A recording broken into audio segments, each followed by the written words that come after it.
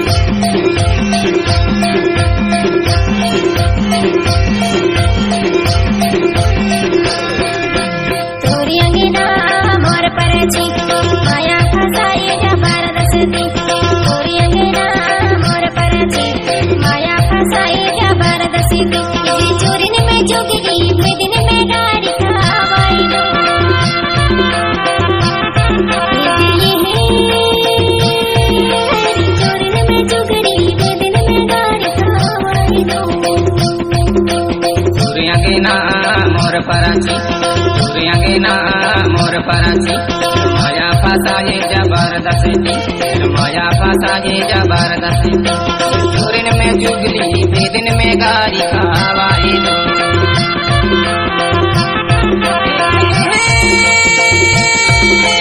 चोरन में चुगली बेदिन में गारी खावाए दो।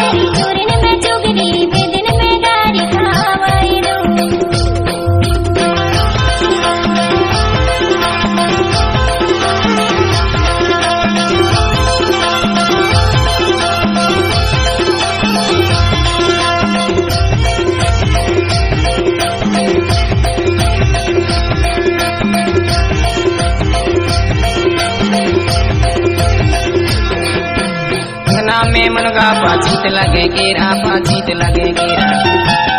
दीदी अंगना में मुनगा पाचित लगे केरा, पाचित लगे केरा। हंसले बताले गा लगे तेरा, चूरन में चुगली बेदिन में गारी खावाए दो।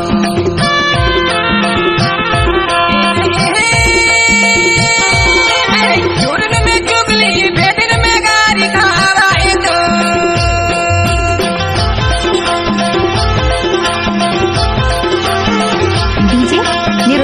चमचोबा ठाकुर टोला वाले, उसका मोबाइल नंबर है 88 48 12 36 40।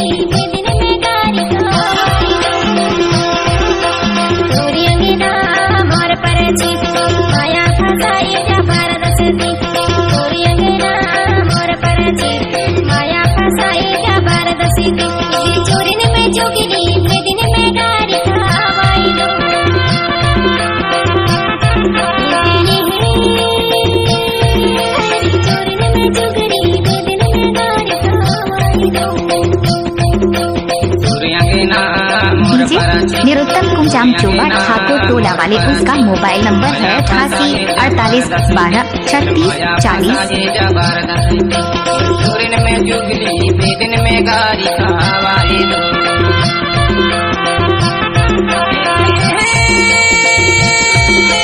चूरन में चुगली बेदिन में गारी खावाए दो।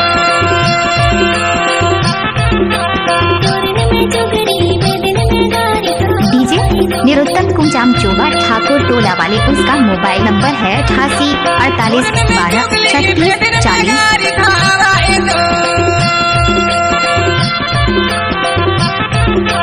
डीजे निरुत्तम कुंजाम चोबा ठाकुर टोला वाले, उसका मोबाइल नंबर है 88 48 12 36 40।